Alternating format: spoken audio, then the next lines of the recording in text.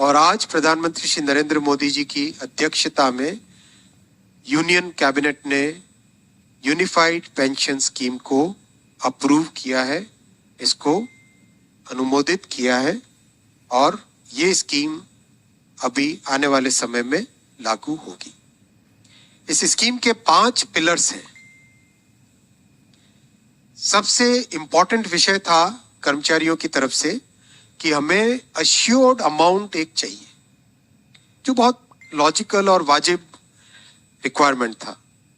तो इस डिमांड पे एक मेथोडिकल वे में काम करके और एक्चुअरियल साइंसेस, जो लोग आगे का भविष्य का रिक्वायरमेंट वगैरह कंप्यूट करने का एक तरीका होता है जिसको एक्चुअरियल साइंस बोलते हैं, उनके साथ मिलके कई तरह के फाइनेंशियल मॉडल्स को प्रोजेक्ट करके और सबके साथ मिलके एक सिस्टमेटिक तरीके से 50% अश्योर्ड पेंशन, ये इस यूपीएस का सबसे पहला पिलर है। इसकी डिटेलिंग देखनी चाहिए हमें। जो ये अमाउंट मिलेगा वो रिटायरमेंट से पहले के 12 महीनों की एवरेज बेसिक पे का 50% होगा। मैं रिपीट कर रहा हूं, अश्योर्ड पेंशन का जो अमाउंट है that will be the average of basic पे ऑफ 12 months बिफोर सुपर एन्युएशन, उसका 50% होगा। और इस फुल पेंशन के लिए जो क्वालिफाइंग सर्विस रहेगी वो रहेगी 25 years, यानी 25 वर्ष तक अगर किसी ने काम किया है, सेवा की है, तो उसको फुल पेंशन यानी जो ये अश्योर्ड पेंशन का अमाउंट है वो मिलेगा। 25 साल से अगर कम है लेकिन 10 साल से ज्यादा है तो उसमें प्रोपोर्शनेट पेंशन रहेगी, प्रो रेटा वो पेंशन का अमाउंट बनेगा। जो कभी किसी कर्मचारी की डेथ हो जाए तो फैमिली पेंशन एक बहुत बड़ा, स्पाउस के लिए ये बहुत बड़ी एम्प्लॉयज की एक रिक्वायरमेंट थी, डिमांड थी। तो सेकंड पिलर इस यूपीएस का है अश्योर्ड फैमिली पेंशन। किसी भी कर्मचारी के डिमाइज से पहले, इमीडिएटली पहले जो पेंशन थी, अमाउंट था, उसका 60% मिलेगा एम्प्लॉय के, डिसीज्ड एम्प्लॉय के स्पाउस को। ये सेकंड पिलर है। थर्ड पिलर है अश्योर्ड मिनिमम पेंशन।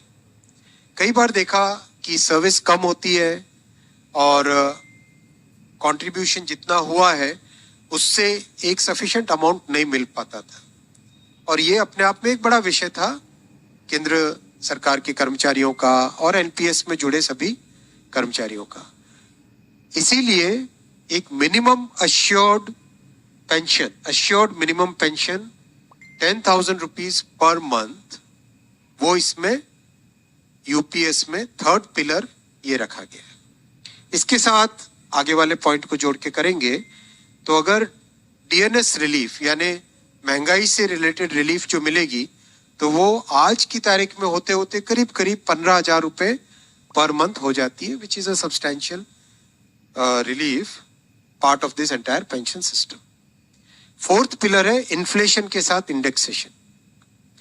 जैसे केंद्र सरकार के एम्प्लॉयज के लिए सैलरी में डीएनएस अलाउंस होता है, उसी पैटर्न पे जो इंडेक्स है, सेम इंडेक्स को यूज करके all India consumer price index for industrial workers, इसको यूज करके assured pension, assured family pension और अश्योर्ड मिनिमम पेंशन, इन तीनों के तीनों जो आपने पिछले पेज पे तीनों पिलर्स देखे, assured pension, assured family pension और अश्योर्ड मिनिमम पेंशन, इन तीनों के ऊपर इन्फ्लेशन इंडेक्सेशन डीएनएस रिलीफ के बेसिस पे मिलेगा। डीआर, डीए की जगह डीआर, डीएनएस रिलीफ।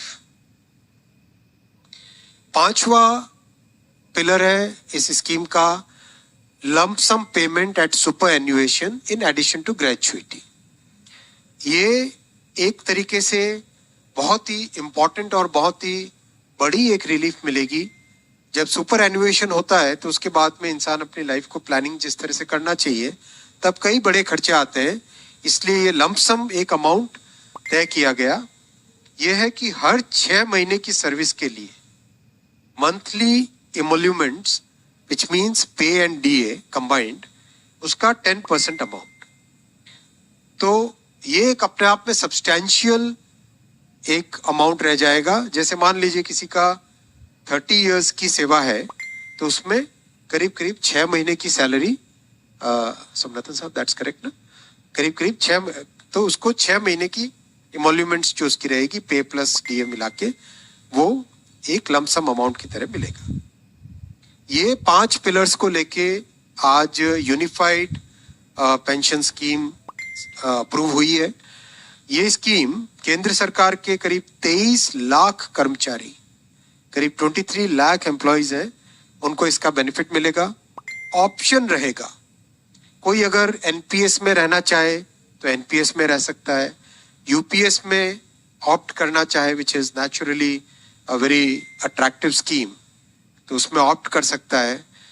प्लस राज्य सरकारें अगर इसी फ्रेमवर्क को, इसी आर्किटेक्चर को यूज करना चाहे तो राज्य सरकारें भी इस आर्किटेक्चर को यूज कर सकती है। अगर राज्य सरकार के कर्मचारी भी इसमें शामिल होते हैं तो करीब 90 लाख के आसपास टोटल कर्मचारी इसका बेनिफिट मिलेगा। सबसे इंपॉर्टेंट जो आज के इस फैसले का बहुत ही महत्वपूर्ण पार्ट है वो है कि कर्मचारियों पर इस स्कीम का भार नहीं पड़ेगा। आज एम्प्लॉइज 10% कंट्रीब्यूट करते हैं और आपको जानकारी होगी कि 10 वर्ष पहले तक सरकार भी 10% कंट्रीब्यूट करती थी, यानी 10+10 टोटल कंट्रीब्यूशन होता था। लेकिन मोदी जी ने 2019 में इस 10% कंट्रीब्यूशन को बढ़ा के 14% किया था। जो केंद्र सरकार का कंट्रीब्यूशन है उसको बढ़ा के 14% किया था।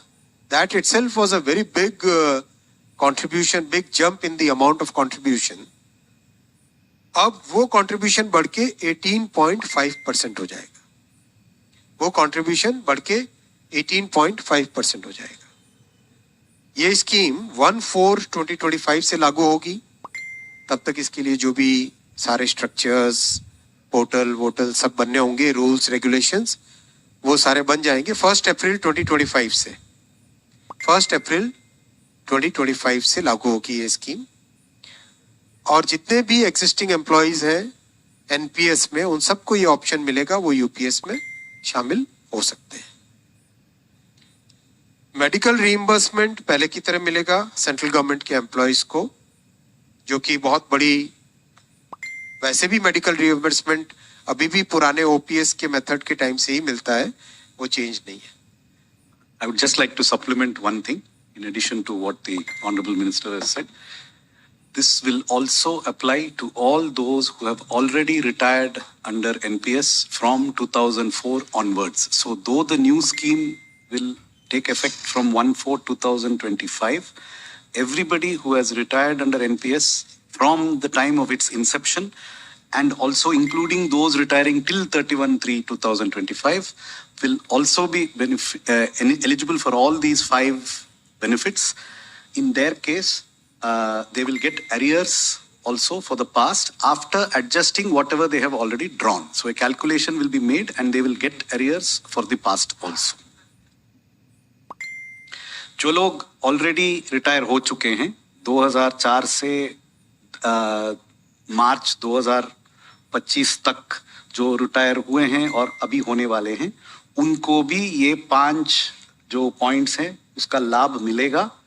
उनके लिए जो उनका एरियर्स है वो भी हम पे करेंगे, उस एरियर्स में कुछ इंटरेस्ट भी होगा, लेकिन उन्होंने जो ऑलरेडी विड्रॉ किया है कॉर्पस, उसका एक एडजस्टमेंट भी होगा। एडजस्टमेंट के बाद जो एरियर्स पे करना है वो भी पे करेंगे, ताकि ऐसा कोई भी कर्मचारी जो आज तक एनपीएस में रहा है और रिटायर हो चुका है, उनको भी ये सब लाभ मिलेगा।